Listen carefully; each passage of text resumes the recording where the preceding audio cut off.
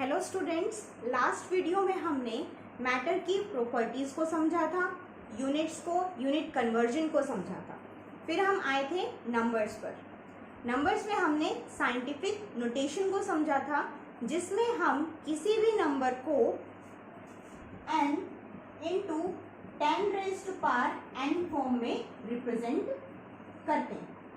जैसे कि हमने क्या किया था, एग्जाम्पल ले लें 8008। अगर हमें इस नंबर को साइंटिफिक नोटेशन के अकॉर्डिंग कन्वर्ट करना हो तो हम इसे कैसे लिखेंगे? फर्स्ट नॉन जीरो डिजिट के बाद डेसिमल जाएगा, इसको हम कैसे लिख सकते हैं? ये क्या लिखें? 8.008। डेसिमल किधर साइड मूव हुआ? Left side. कितने डिजिट? 1 2 3। लेफ्ट साइड में जो पावर आती है वो क्या आती है? पॉजिटिव। क्या आ जाएगा? 10⁻3। और एग्जाम्पल लें 0.0048। इसको रिप्रेजेंट करो साइंटिफिक नोटेशन के अकॉर्डिंग, तो क्या करेंगे? फर्स्ट नॉन जीरो डिजिट के बाद डेसिमल जाएगा, तो 4.8। कितना मूव किया डेसिमल? 1 2 3। और किधर side? Right side. Right side में पावर्स क्या होती हैं? नेगेटिव। क्या हो जाएगा? 10⁻³ ओके। तो ये हमने देख लिया। अब हम जाते हैं सिग्निफिकेंट फिगर्स की तरफ। सिग्निफिकेंट फिगर्स क्या होते हैं? देखो, कोई भी एक्सपेरिमेंटल डाटा है वो कंप्लीटली 100% तो कभी भी एक्यूरेट नहीं होता। तो हम क्या मान के चलते हैं कि उसमें कुछ सर्टेन डिजिट्स होंगी और एटलीस्ट एक नॉन सर्टेन डिजिट होगी। ओके, तो उन सर्टेन डिजिट्स को, उन मीनिंगफुल डिजिट्स को हम क्या बोलते हैं? Significant numbers. Okay, significant numbers और सिग्निफिकेंट फिगर्स। अब किसी भी नंबर में significant number of significant figures को निकालने के लिए कुछ रूल्स दिए गए हैं। आइए उनको जानते हैं। रूल्स। फर्स्ट रूल क्या है? All non-zero digits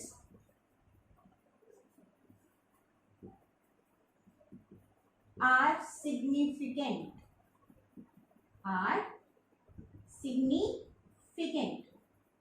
Example 248। इसमें कितने सिग्निफिकेंट फिगर्स हैं? 1 2 3, क्योंकि सबके सब क्या है? Non zero. तो क्या आ जाएंगे? Number of significant figures is equal to 3। 1 5 8 4। कितने सिग्निफिकेंट फिगर्स हैं? 1 2 3 4। 4 क्या है? Significant figures. नेक्स्ट रूल पर चलते हैं। ऑल जीरोस बिटवीन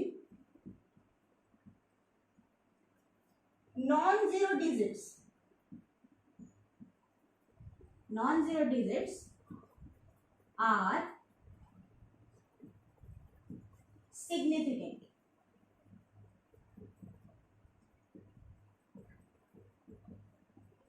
एग्जाम्पल हमारे पास क्या होगा? 2.0034। ठीक है। अब यहाँ पर नंबर ऑफ सिग्निफिकेंट डिजिट्स कितनी है? क्या है? जीरो। क्या है? बीच में, नॉन जीरो डिजिट्स के बीच में, तो ये भी क्या होंगे? सिग्निफिकेंट। तो काउंट करें 1 2 3 4 5। यहाँ पर क्या हो जाएंगे? Number of significant figures are 5। Okay, अब हम चलते हैं नेक्स्ट पर। नेक्स्ट है हमारे पास zeros before non zero digits. zeros before non-zero digits are not significant.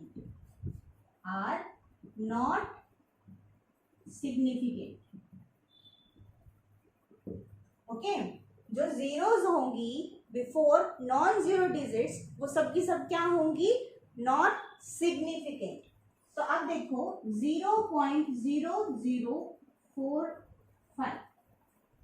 अब इसमें हमें कोई पूछता है कि कितने सिग्निफिकेंट डिजिट्स हैं या फिर कितने सिग्निफिकेंट फिगर्स हैं, तो उसे काउंट करो। तो क्या है, zero before non zero digit तो क्या होंगे, सिग्निफिकेंट नहीं होंगे। तो यहाँ पर कितने सिग्निफिकेंट डिजिट्स हैं हमारे पास, एक और दो, only two. Okay, next rule पर चलते हैं। zeros after non-zero digits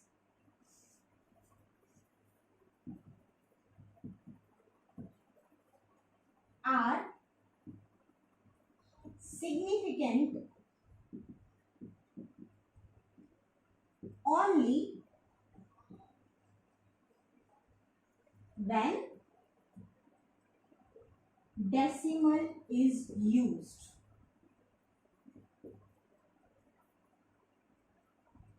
देखो इधर आ गई एक और कंडीशन, ठीक है, समझो।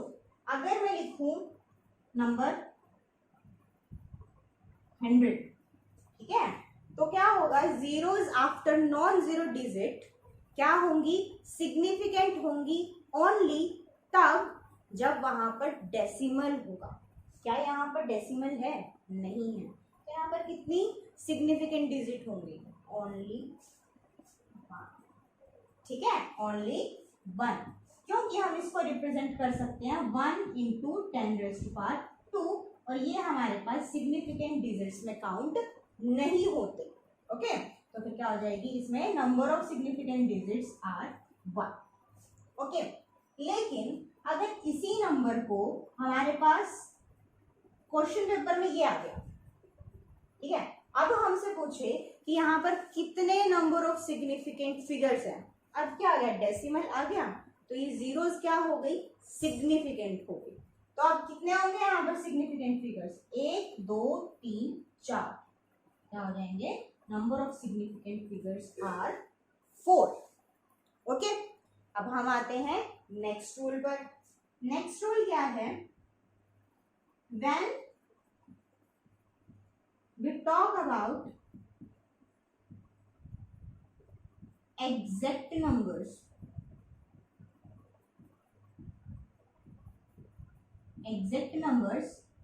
then number of significant figures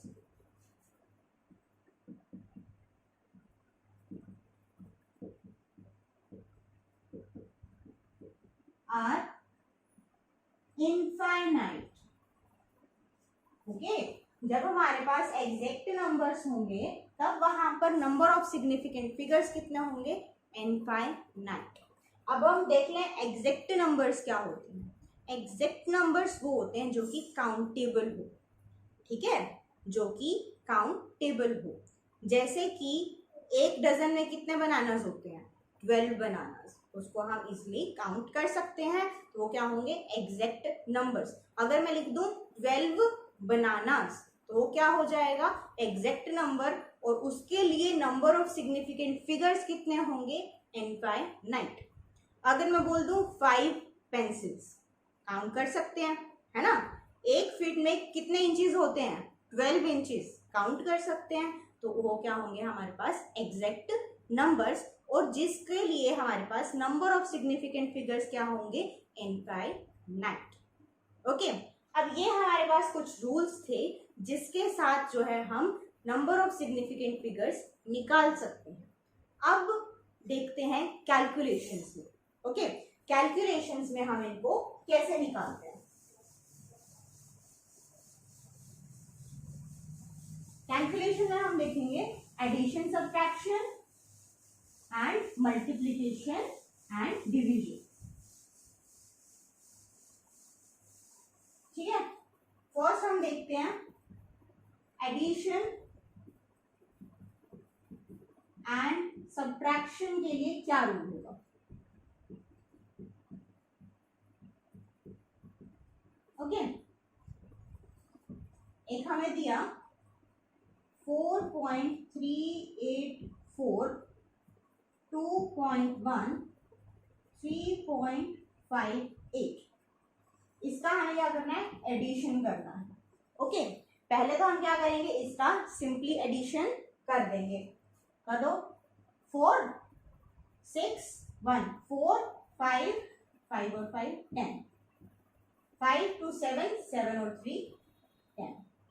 ये आ गया हमारे पास इसका सिंपल आंसर। बट हमें क्या निकालना है, सिग्निफिकेंट फिगर्स का रूल लगाकर फिर हमें आंसर निकालना है। इसके लिए क्या रूल होता है, एडिशन और सब्ट्रैक्शन के लिए। यहां हम देखा करते हैं कि जो भी टर्म्स हमें दी उसमें डेसिमल के बाद किस टर्म में least number of significant numbers हैं। ठीक है, जैसे कि क्या है, डेसिमल के बाद लीस्ट नंबर किस में है, इसमें कितना 1 है ना, तो डेसिमल के बाद लीस्ट नंबर ऑफ डिजिट्स किस में है, इस टर्म में, और वो भी कितना, 1 डिजिट तक। तो हमें जो है आंसर इसके 1 डिजिट तक ही निकालना है। ओके, तो हमें क्या निकालना है, 1 डिजिट तक ही इसका आंसर निकालना है। बट देखो इसमें एक को रूल आ जाएगा, कौन सा, राउंडिंग ऑफ। कौन सा, राउंडिंग ऑफ।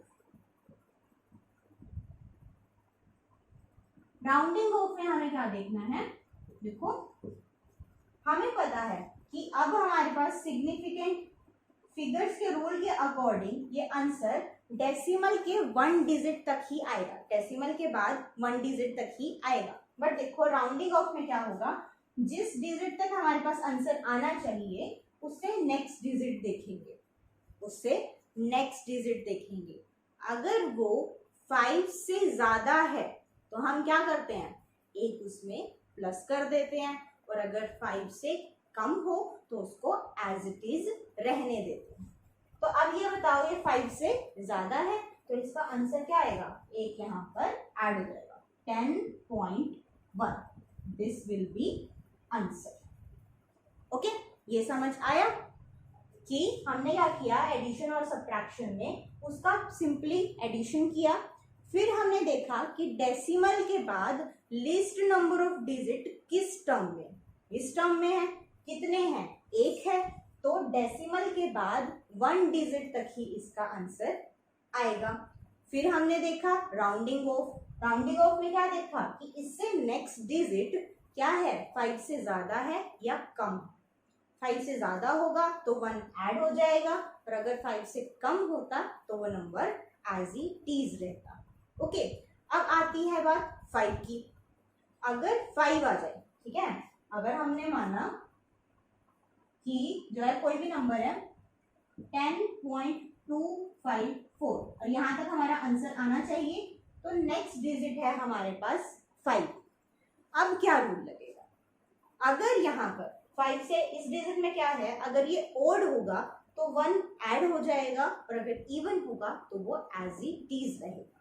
ओके, तो अब क्या है, ये इवन है तो क्या रहेगा, ये एज इट इज रहेगा। अगर यहाँ भी क्या होता, 5 होता, 0 को हम क्या काउंट करते हैं इवन में, तो क्या होता है, ये एज इट इज रहेगा। ओके, तो ये हमने समझ लिया। अब हम चलते हैं मल्टीप्लिकेशन एंड डिवीजन पे। जो राउंडिंग ऑफ है वो मल्टीप्लिकेशन एंड डिवीजन पर भी इसी तरीके से लागू होगा। ठीक है, क्या कहते हैं, मल्टीप्लिकेशन एंड डिवीजन।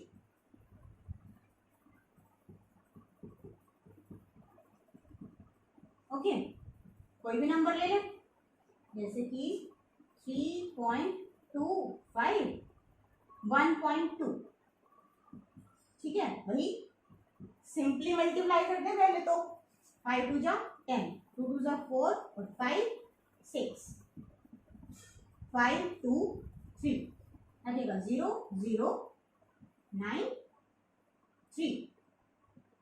अब देखो इसके लिए क्या रूल है, इसके लिए हमारे पास मल्टीप्लिकेशन एंड डिवीजन में क्या रूल है। उधर एडिशन और सब्ट्रैक्शन में हम क्या देखते थे कि डेसिमल के बाद लीस्ट नंबर ऑफ डिजिट किस टर्म में है, बट यहाँ डेसिमल का रोल नहीं है, यहाँ हम देखेंगे कि least number of meaningful digits किस में है। ओके, तो इन दोनों टर्म में से least number of meaningful digit कितनी है, 2 इस टर्म में, तो ये 2 डिजिट तक ही हमारे पास इसका आंसर आ जाएगा। ओके, क्या हो जाएगा यहाँ पर 2 डिजिट तक ही इसका आंसर आ जाएगा। क्या किया हमने, सिंपल मल्टीप्लिकेशन की जैसे हम मैथमेटिक्स में करते हैं। फिर हमने क्या रूल लगाया कि किस में total number of meaningful digit किस में कम है, कम किस में, इधर 3 है इधर 2 है, तो फिर हम क्या करेंगे 2 डिजिट तक ही इसका आंसर निकालेंगे। ओके, राउंडिंग ऑफ का इसमें भी जो है सेम लगेगा, जैसे कि यहाँ पर 3.9 है, अगर यहाँ पर ये होता, ठीक है, तो हम क्या करते हैं यहाँ पर 4.0 कर देते हैं, राइट, क्योंकि इसमें एक प्लस करेंगे तो क्या हो जाएगा 4.0 हो जाएगा। और अगर यहाँ पर 4 होता तो इसका आंसर जो है 3.9 ही रह जाता। ओके, तो इसी तरीके से जो है हम नंबर ऑफ सिग्निफिकेंट फिगर्स को निकाल सकते हैं। ये आपके एग्जाम्स में आता है 1 मार्क में और बहुत ही इजी होता है। इसके लिए हम और एग्जाम्पल देखें, जैसे कि है मेरे पास 126। अब इसमें बताओ नंबर ऑफ सिग्निफिकेंट फिगर्स कितने हैं। हमने रूल क्या पढ़ा था, zeros after non zero digits are significant only जब वहां पर डेसिमल होगा। तो क्या यहाँ पर डेसिमल लिखा है मैंने, नहीं लिखा, तो कितनी होगी 1 2 3, तो नंबर ऑफ सिग्निफिकेंट फिगर्स क्या होंगे 3 होंगे। ठीक है, अब अगर हमें जो है आंसर निकालने को ना बोला जाए और अगर इस तरीके से आंसर निकालने को ना दिया जाए, सिर्फ नंबर ऑफ सिग्निफिकेंट फिगर्स पूछा जाए, देखो कैसे 4.2546 इंटू 3.5, ठीक है, इसके लिए हमारे पास पूछ लिया कि नंबर ऑफ सिग्निफिकेंट फिगर्स बताओ। ठीक है, तो हम जो है सिंपल रूल लगा देते हैं, क्या कि जिसमें जो है list number of meaningful digit होंगे। इसमें कितने हैं 1 2 3 4 5 और इसमें कितने हैं 2, तो इसमें जो आंसर आएगा वो 2 डिजिट तक आएगा, तो वही क्या होते हैं नंबर ऑफ सिग्निफिकेंट फिगर्स। तो इसका आंसर क्या आ जाएगा 2, यानी कि नंबर ऑफ सिग्निफिकेंट फिगर्स कितने हैं 2। अब हमसे पूछ लिया जाए 4.582 प्लस 3.12 प्लस 2.134, ठीक है, तो अब इसमें बताओ कि नंबर ऑफ सिग्निफिकेंट फिगर्स क्या होंगे। ठीक है, तो हमें क्या करना है, चाहे तो हम उसको सॉल्व करके देख लें या फिर हम जो है सिंपल रूट, क्योंकि हमें इसमें सिर्फ क्या पूछा है नंबर ऑफ सिग्निफिकेंट फिगर्स। अब देखो हमें क्या देखना होता है कि डेसिमल के बाद किस में लिस्ट नंबर ऑफ डिजिट्स है, किसमें है, इसमें कितने हैं 2 है ना, तो कितने हैं 2, तो वहां तक ही हमारे पास आंसर आएगा। तो डेसिमल से पहले सब में क्या है 1 डिजिट है, तो क्या आ जाएगा 3 आंसर आ जाएगा। ओके, 2 तो क्या हो जाएंगे ये और 1 जो है डेसिमल से पहले। ओके, तो इसके अकॉर्डिंग आंसर आ जाएगा। डेसिमल के बाद जो है लिस्ट नंबर ऑफ डिजिट्स देखने हैं हमें, सिंपल है। तो इस तरीके से हमारे पास 1 मार्क में क्वेश्चंस आ जाते हैं। ओके, नेक्स्ट लेक्चर में हम जो है लॉज ऑफ केमिकल कॉम्बिनेशंस पढ़ेंगे, इसकी आप प्रैक्टिस कर लें। ओके।